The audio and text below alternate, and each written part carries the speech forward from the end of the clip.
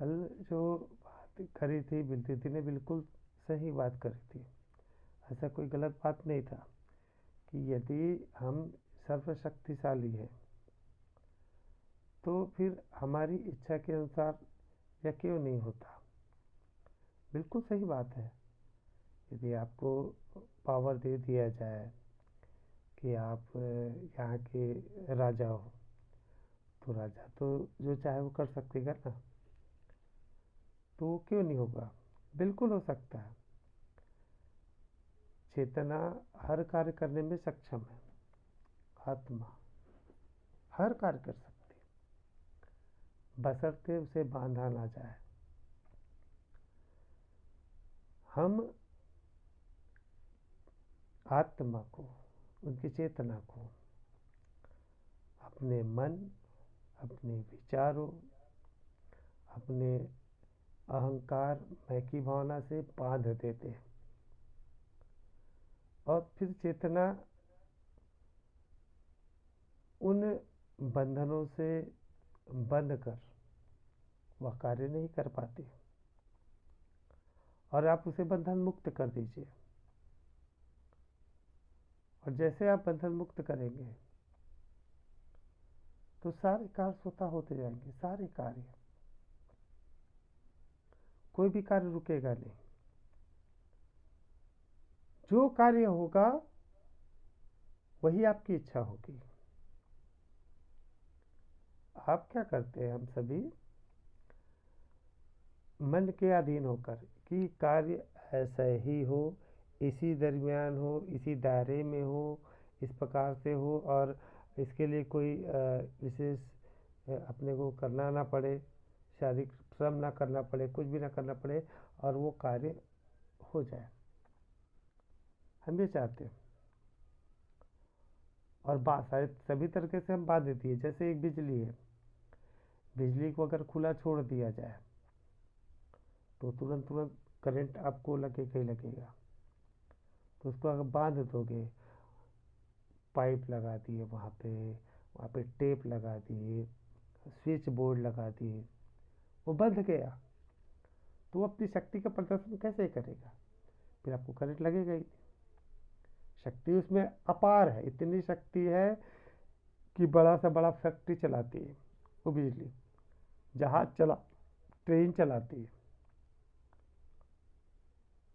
बड़े पूरे शहर का शहर भस्म कर सकती है। इतनी अपार शक्ति है उस बिजली में, लेकिन उस बिजली को हमने बांध दिया है प्लास्टिक के सहारे, पाइप के सहारे और स्विच बोर्ड के सहारे बांध के रख दिया, तो वो अपनी शक्ति का प्रदर्शन नहीं कर सकती।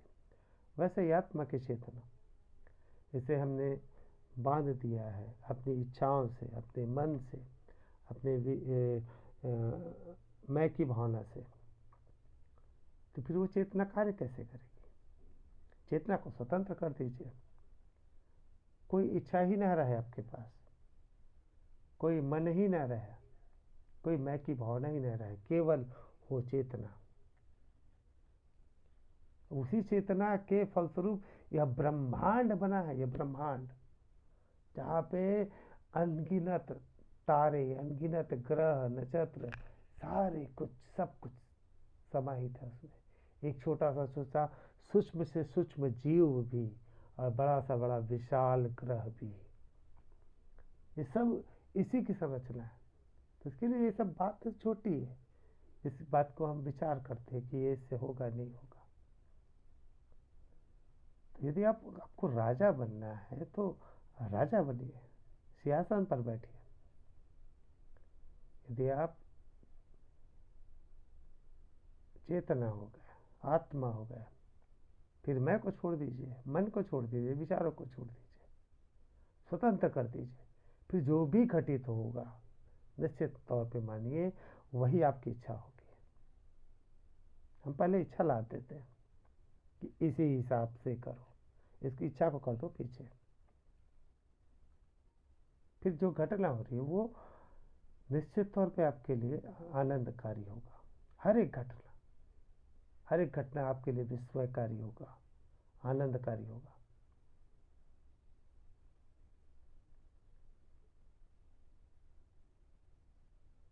आपको शक्तिशाली बनना है तो उस शक्ति का उपयोग कैसे करना है वो सीखना होगा।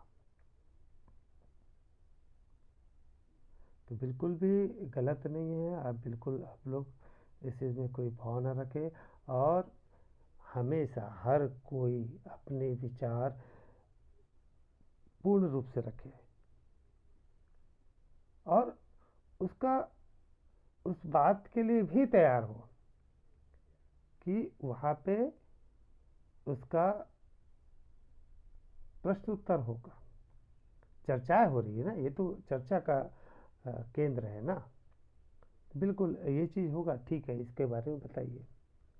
जब आपका बौद्धिक स्तर पे ज्ञान होगा तो वो जाके कहीं कहीं जाके रुक जाएगा, सीमित हो जाएगा। लेकिन यदि वो आपका अनुभव होगा तो यकीन मानिए आप स्थिर रहोगे और उससे पूरे संसार को, जितने लोग जुड़े हैं, सबको लाभ होगा। तो दोनों ही सूरत है, या तो हमारी अज्ञानता दूर होगी या हमारे ज्ञान से संपूर्ण जगत प्रकाशमय होगा। तो बिल्कुल आप सब लोग निसंकोच होकर अपने इच्छाओं को या अपने विचारों को रखिए, बिना गिल्टी भाव के, बिना इस क्षमा प्रार्थी के। चलिए, और कोई प्रश्न है आप लोग का?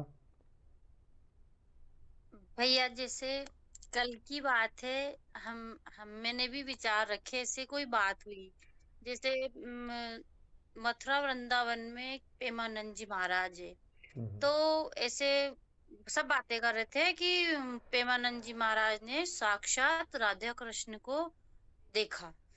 तो फिर मैंने बात रखी, मैंने कहा देखो कृष्ण राधा कृष्ण में मानती हूँ, हाँ उनकी मूरत है, सूरत है, सब है, अपन उनको भाव से पूछते हैं, लेकिन उनका तो कोई परमात्मा का तो कोई स्वरूप होता ही नहीं है। या तो उन्होंने वो उस भाव से वो काल्पनिक देखा होगा कुछ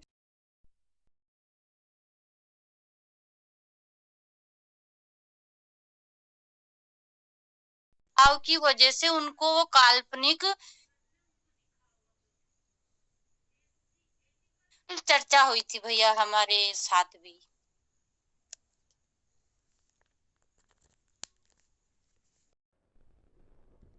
तो ये ठीक जैसे मैंने बात रखी, तो भैया ये सही है ना? मेरे को तो पूरा ये है कि हाँ ये बात सही है, परमात्मा का कोई स्वरूप होता ही नहीं है भैया। देखिए दीदी, आप वो जो बात रखते हैं, यदि आप किसी के विचारों को ऐसे काटेंगे तो निश्चित तौर पे उसे गलत लग सकता है, क्योंकि वो भी उसके प्रति श्रद्धा रख रहा है। नहीं ठीक है, भैया, सुने उन्होंने न सुने न मैंने सुने न मेरी हाँ बात। आप उनसे ये कह सकते हैं, ठीक है, प्रेमानंद जी ने राधा कृष्ण का दर्शन किया, बिल्कुल हो सकता है, होगा भी। उससे आपको क्या लाभ? क्या वो प्रेमानंद जी आपको राधा कृष्ण के दर्शन करा सकते हैं? उनके दर्शन से क्या आपकी उन्नति हो सकती है? और यदि वो दर्शन कर सकते हैं जिस तरीके से, जिस रास्ते से, क्या आपको वो दर्शन लाभ मिल सकता है? और यदि मिल सकता है तो निश्चित तौर पे आपके लिए अच्छा है। और उन्होंने दर्शन किया, इस बात से आप गौरव का अनुभव कर रहे हैं, उससे आपको क्या लाभ होगा? ये तो ऐसा ही होना चाहिए, किसी ने कह दिया कि मुझे 10 करोड़ की लॉटरी मिली और आप गौरव से भर रहे हो। ठीक है, 10 करोड़ की लॉटरी उसे लगी होगी, चलो ठीक है, मैं मान लेता हूँ। क्या वो 10 करोड़ की लॉटरी आपको मिल रही है? आप आध्यात्मिक सफर पे चल रहे हो, तो आपको उसे क्या मिलेगा?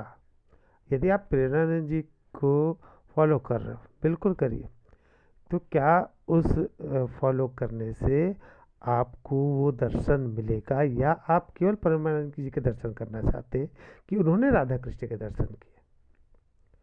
अर्थात मंजिल क्या है? राधा कृष्ण का दर्शन।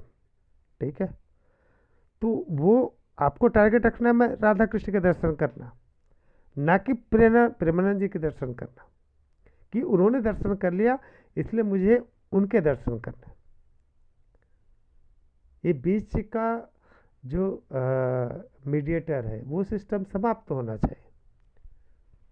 बीच का मीडिएटर सिस्टम समाप्त होना चाहिए।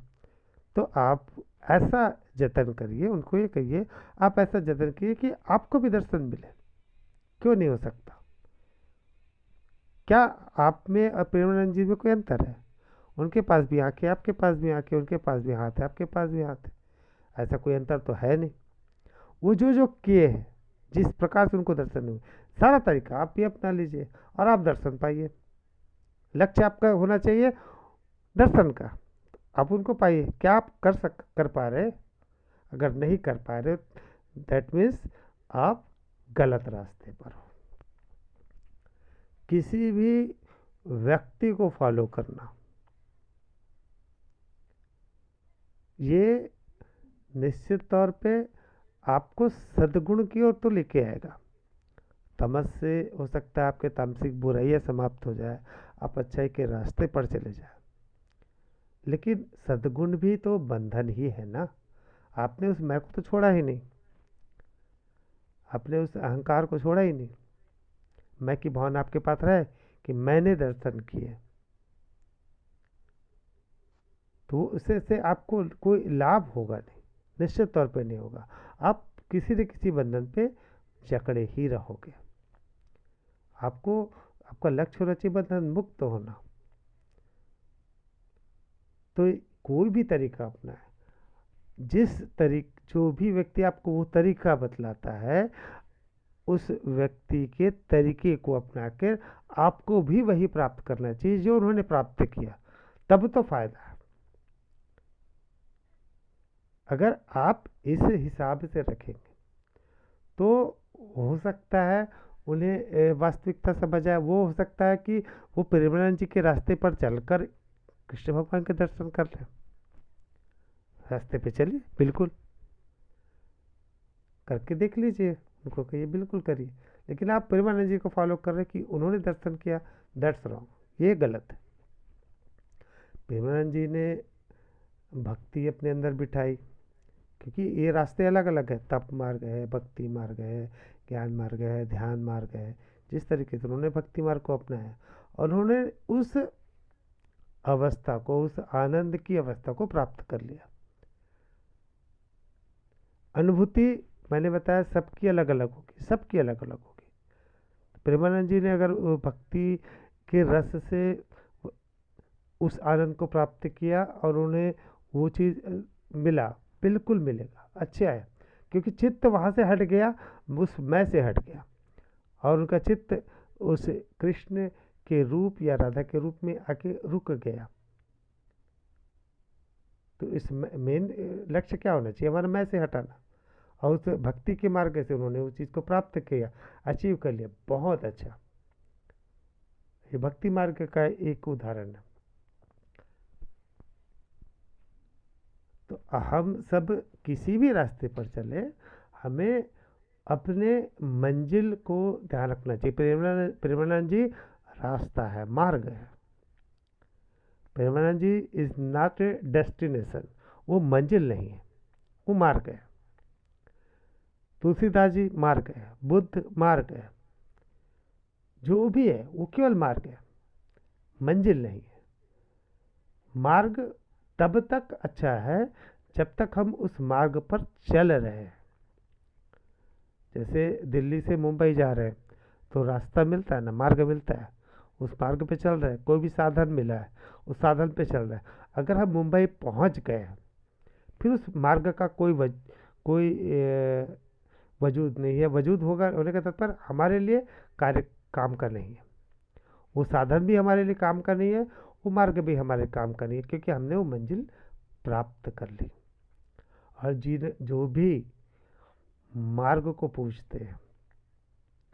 वो मान के चलिए उस बंधन से मुक्त ही नहीं हो पाते, और साथ ही उनके अंदर जन्म लेता है कट्टरता, उनके अंदर जन्म लेता है घृणा, क्रोध, अहंकार, ये सारा जन्म लेता है।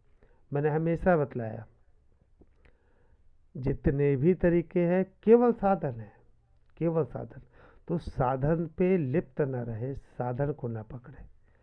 आप जिसे भी पकड़ रहे, जिस तरीके को पकड़ रहे, सब तरीका सही है, लेकिन अगर वो ऊंचे है, ऊंचे ऊंचे पद पर है, उन्होंने वो प्राप्त किया है, तो आपको उस तरीके को अपनाकर आपको भी उस स्तर पर पहुंचना होगा। तो प्रेमानंद जी केवल रास्ता है, केवल मार्ग है, वो मंजिल नहीं है। आत्मा को यदि प्राप्त करना, आत्मा तो निराकार है, और आत्मा सब जगह पे मौजूद है, आपके भीतर भी, आपके बाहर भी। ये शरीर चलायमान है, वो भी, ये पूरा ब्रह्मांड। आपने चुन लिया प्रेमानंद जी को, बिल्कुल चुनिए, लेकिन उसके जरिए उससे भक्ति सीखिए, और उन भक्ति के सहारे आप उस वास्तविक मैं को ग्रहण कीजिए, वास्तविक मैं को प्राप्त कीजिए। तो हम सबका उद्देश्य यही होना चाहिए, रास्ते पकड़े और हमें वहां तक पहुंचाए। अधिकतर लोग क्या करते हैं, स्वयं तो प्राप्त किए होते हैं उस अंतिम प्रेम को, आनंद को, और फिर बीच में रोड़ा बनकर खड़े हो जाते कि मैं हूं मेन, मैं हूं मुख्य, और सभी लोग उसी को ही अपनी मंजिल मान लेते हैं, और वहां से वो उससे आगे बढ़ नहीं पाते, उससे आगे प्राप्त नहीं कर पाते। आप भगवत गीता पढ़िए, भगवत गीता तो कोई पढ़ता ही नहीं है, सब लोग उसको केवल कसम खाने के लिए रखे रहते हैं, या फिर जो कोई मृत्यु होता है तो उस समय गीता का, गरुड़ पुराण का हो जाता है, या मरते समय किसी को गीता को छूने को कहते हैं ताकि इससे मोक्ष मिलेगा। उसके अलावा कुछ नहीं, घर घर गीता होगी, गीता पढ़िए। गीता में श्री कृष्ण ने स्पष्ट कहा है, स्पष्ट, सब कुछ मैं हूं, कृष्ण भी मैं हूं, तो दुर्योधन भी मैं हूं, मैं ही अर्जुन हूं, मैं ही पहाड़ हूं, नदी हूं, सूर्य भी हूं, चंद्र भी हूं, पवन भी हूं, या आकाश भी हूं, धरती भी हूं, मैं सब में हूं और सब मुझ में है। आप पढ़िए गीता, बिल्कुल स्पष्ट लिखा है, स्पष्ट। तो उन्होंने उस कृष्ण के बारे में नहीं कहा, कृष्ण उस शरीर का नाम है, उन्होंने उस चेतना की बात करी, उस आत्मा की बात करी, अद्वैत आत्मा की बात करी।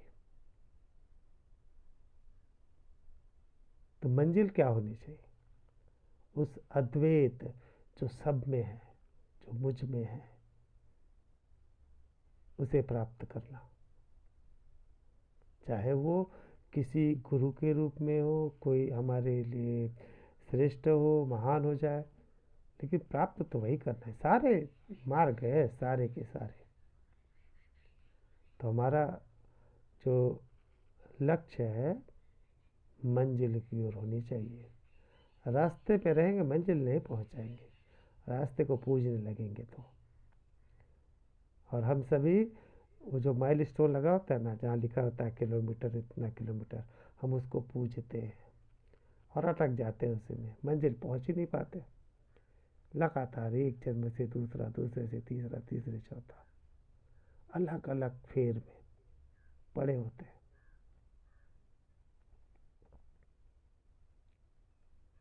कबीरदास जी का एक दुआ है ना, पाखर पूजे हरि मिले, तो मैं पूजूं पहाड़, ततः तो चाकी भली, पीस खाए संसार।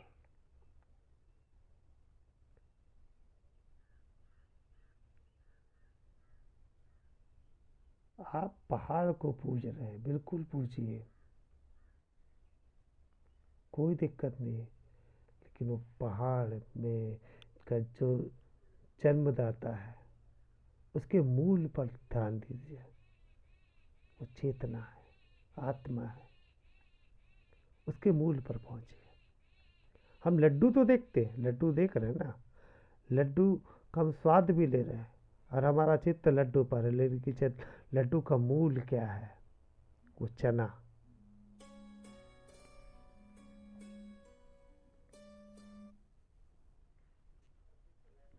और चना का मूल क्या है? चना बना कैसे है?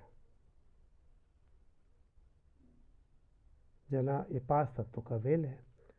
वो भूमि में बीज लगता है, भूमि ग्रहण करता है, जल ग्रहण करता है, वायु ग्रहण करता है, आकाश तत्व ग्रहण करता है, प्रकाश ग्रहण करता है, और फिर वो बीज तैयार होता है पौधे के रूप में, और वो पौधा निकलता है चना, और उससे बनता है लड्डू। चना से बेसन बनता है, बेसन से लड्डू बनता है। और हमने उस लड्डू को पकड़ लिया, तो हम उसके मूल पे पहुंचे कहाँ हैं? मूल कहाँ पे? हम 5 तत्व पे पहुंचे हैं। 5 तत्व भी कहाँ से हुआ? उसका मूल है आत्मा, चेतना। पहुंच गए आप, किसी भी चीज को पकड़े उसके मूल पर पहुंच ही जाएंगे, और उसका मूल केवल और केवल आत्मा है। यह ब्रह्मांड वहीं से शुरू है, वहीं पर समाप्त है। तो साधन, किसी भी साधन से यदि हम उस मूल पर पहुंच रहे हैं, निश्चित तौर पर मानिए वो साधन श्रेष्ठ है। लेकिन अगर हम अटक गए रास्ते पर ही, मार्ग पर ही, मार्ग दिखाने वाले पर भी अगर अटक गए, तो हम उस मूल पर पहुंच ही नहीं सकते।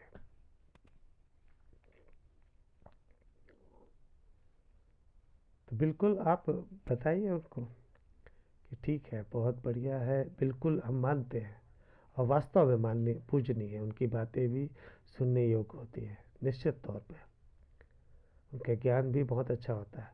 लेकिन आप उस ज्ञान के सहारे आप भी उसी स्तर पर पहुंचे जिस स्तर पर वो है, तब निश्चित तौर पे लाभ है। और आप केवल वहीं पे अटके, तो फिर आप अटके ही रहेंगे, क्योंकि आपने रास्ते को पकड़ लिया। बहुत बढ़िया दीदी। और कोई प्रश्न? जी भैया, नहीं भैया, और तो नहीं। भैया मेरा प्रश्न है, हाँ दीदी बोलिए। आत्मा की चेतना सारे ब्रह्मांड में फैली हुई है, लेकिन प्रकृति के साथ मिल के वो अपना स्वरूप क्यों भूल जाती है, क्यों भ्रम में पड़ जाती है? वो तीनों गुणों के साथ मिल के क्या? बिल्कुल दीदी, ये जो मतलब प्रकृति शक्तिशाली हुई, नहीं, जबकि आत्मा की चेतना तो सारे ब्रह्मांड में फैली हुई है, वो ही ज्यादा होना चाहिए। शक्तिशाली, अगर हम बात करें शक्तिशाली की,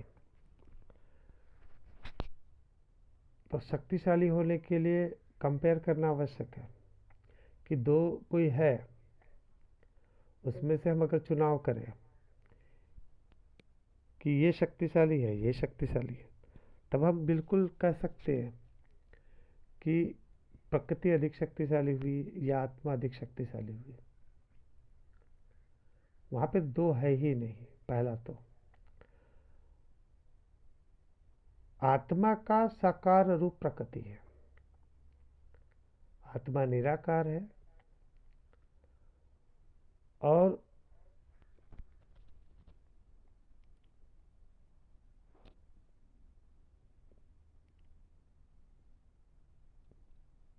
उस निराकार ने साकार रूप लिया। वो है प्रकृति। तो दोनों में से अधिक शक्तिशाली कौन हुआ यह तो कह ही नहीं सकते, क्योंकि दोनों एक ही है। तो दोनों में से कोई शक्तिशाली की बात होती नहीं। अब जब ये रचना होती है, कोई भी ब्रह्मांड बना या कोई जीव बना, उसके लिए इन तीन गुण का होना आवश्यक है।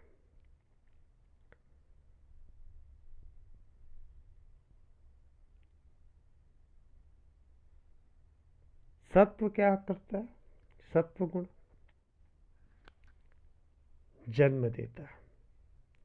कोई नव निर्माण जो होता है वो सत्व गुण है, उसके कारण नव निर्माण होता है।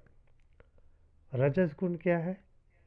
यह उसका पोषण करता है ताकि वो विकसित हो सके और विकसित होकर नए निर्माण की ओर बढ़ सके। और तमस क्या है? उसका विनाश। ये तीनों आवश्यक है। जन्म भी आवश्यक है,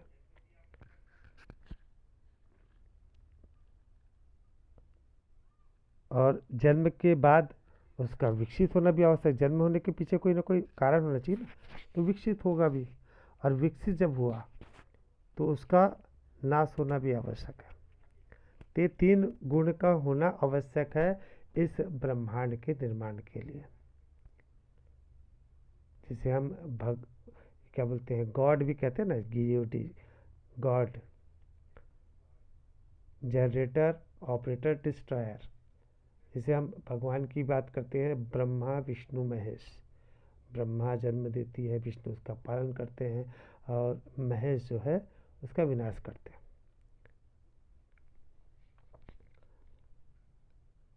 अब ये जो तीन गुण हैं, ये समान रूप से होते नहीं। ये किसी की मात्रा अधिक, किसी की मात्रा कम। ये कम ज़्यादा के मेल से ही अलग अलग पदार्थ बनते हैं। अगर एक समान रहे, अगर सबका ड्रेस एक समान रहे, सारे एक ही समान का रहेगा, चेहरा भी सबका एक समान रहेगा, तो क्या अलग अलग चीज़ें अपने को समझ आएगी? तो सबका अलग अलग स्वरूप का कारण है इन तीनों गुणों के कम ज़्यादा होने के मिल से होता है।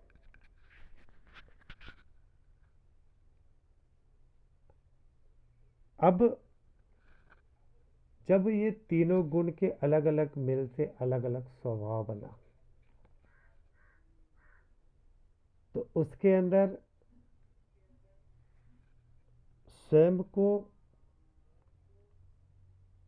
बचाए रखने की भी इच्छा होगी। जो अपना रजस गुण है, वो स्वयं का पालन पोषण भी करना चाहेगा, और साथ ही साथ वो स्वयं में वृद्धि भी करना चाहेगा।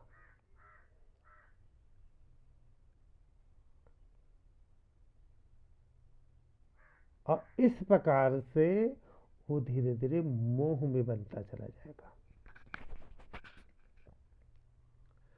आत्मा, चेतना,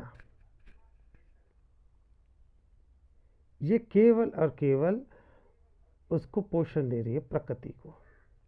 प्रकृति उनसे शक्ति लेकर ये नित्य नया सृजन कर रही है। करने वाला कौन? आत्मा। लेकिन आत्मा पूर्णतः कर्म में, आत्मा कुछ भी नहीं कर रही है, प्रकृति ही सारा कार्य कर रही है। लेकिन प्रकृति आत्मा की चेतना से ही वो हर एक कार्य को कर रही है। और जब प्रकृति हर एक कार्य कर रही है तो उसके अंदर यह अहंकार हो जाता है कि मैं ही सब कुछ कर रही हूँ। ये ऐसा ही है ना कि जैसे कोई व्यक्ति आपको फीड कर रहा है, पैसा दिए जा रहा है, किसी को पता नहीं है, और फीड करने के पश्चात आप उससे घर बना रहे हो बहुत बड़ा, उससे कार ले रहे हो, उससे तमाम प्रकार के गहने ले रहे हो, ऐश्वर्य ले रहे हो, सब कुछ कर रहे हो, तो आपके अंदर क्या होगा? ये सब कुछ तो मैंने किया, स्वयं से किया, ये अहंकार आएगा ना। वैसे ही प्रकृति को यह अहंकार हो जाता है, मैं की भावना उत्पन्न हो जाती है कि मैं ही सब कुछ कर रही हूँ,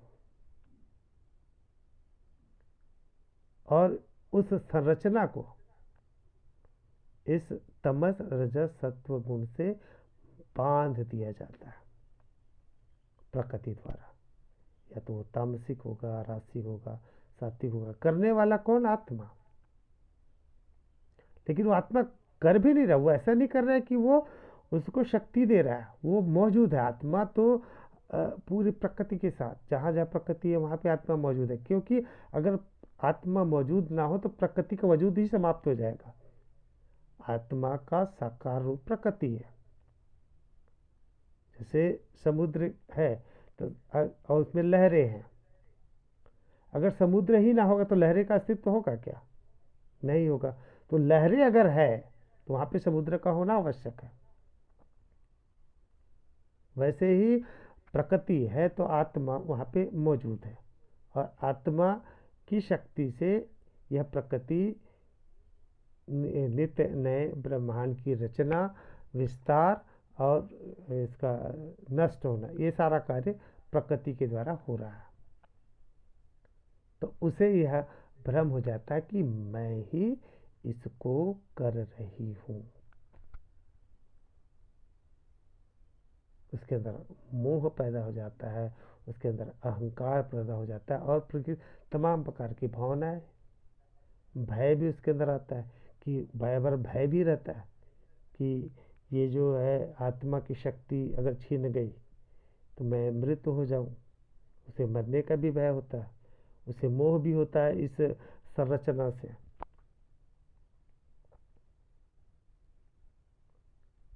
और जब प्रकृति पर्टिकुलर कोई एक शरीर या उसका मस्तिष्क, उसे यह लगने लगता है कि यह भ्रम है, वास्तव में मैं इसकी रचनाकार नहीं हूँ, मेरे द्वारा ये सब चीज़ नहीं हो रहा है, उसे लगने लगता है भ्रम कि कोई न कोई शक्ति ऐसी है जिसके द्वारा यह कार्य हो रहा है। और फिर वो खोजने लगता है उस वास्तविक शक्ति को, अपने भ्रम को समाप्त कर कर फिर वह पाता है स्वयं को आत्म रूप में। वह इस शरीर को भी उस आत्म रूप में पाता है। इस शरीर को चलाने वाली शक्ति उसे भी आत्म रूप में प्राप्त करता है। इसे ही आत्मज्ञान कहा जाता है। प्रकृति और आत्मा ये भिन्न नहीं है, ये दोनों एक ही है। आत्मा का साकार रूप प्रकृति है और प्रकृति का निराकार रूप आत्मा है। तो यहाँ पे कोई बड़ा या छोटा नहीं है, क्योंकि बड़ा छोटा होने के लिए दो आवश्यक है ना, ये एक ही है। अरे भ्रम होने का कारण है यह प्रकृति के तीन गुण, तमस रजस सत्व। जन्म, पालन और उसका विनाश। ब्रह्मा विष्णु महेश, या इंग्लिश में कहे GOD, गॉड, किसी रूप में भी कहे। तो ये जो हम जानते हैं, आत्मज्ञान प्राप्त करते हैं, जी ये कोई अलग कोई प्रक्रिया नहीं है, ये अलग हम कोई विशेष प्राप्त नहीं कर रहे हैं। हम अपने निराकार स्वरूप को जान रहे हैं। हमने साकार स्वरूप को ही मान लिया कि यही सब कुछ है, लेकिन यह साकार स्वरूप नष्ट होगा, और नष्ट होकर उसी निराकार में ही विलीन होगा, उसी निराकार में जाके मिल जाएगा। तो हम उसके मूल पर ही क्यों ना चले जाए। ये ऐसा ही है जैसे चने का लड्डू,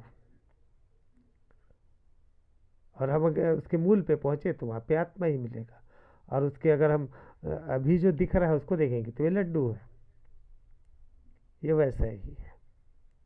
तो जो आत्मज्ञान को प्राप्त करते हैं उसे प्रकृति में या शरीर में या आत्मा में कुछ भेद नहीं दिखेगा, सब कुछ वही दिखेगा। और हम लोग का ये भ्रम होता है कि आत्मा एक अलग है और ये शरीर अलग है, शरीर के अंदर आत्मा अलग से होती है। ये हम लोग का अज्ञानता है, और ये अज्ञानता कई पीढ़ियों से चली आ रही है, अलग अलग पुस्तकों में, अलग अलग उपदेशों में। ये आपके अंदर ये आत्मा है, आत्मा अलग अलग जन्म लेती है, ये करती है, क्योंकि इसको भी हमने अलग अलग परिभाषित कर दिया। जबकि शरीर और आत्मा दोनों में कोई भेद नहीं है, दोनों एक ही है। लेकिन शरीर जन्म ले रही है तो ये फिर नष्ट भी होगी, किंतु आत्मा अजन्मा है, न वो जन्म लेती है न वो नष्ट होती है। स्वयं को जानना यही आत्मज्ञान है। बहुत बढ़िया सवाल दीदी। चलिए, समय अधिक हो गया है, तो कल आप लोग ये लेके आइएगा ईयरफोन वगैरह, और मैं भी कुछ प्रैक्टिकल करता हूँ, ताकि हम कल ओंकार की धुन पर ध्यान कर उस आनंद को प्राप्त करने का प्रयास करेंगे।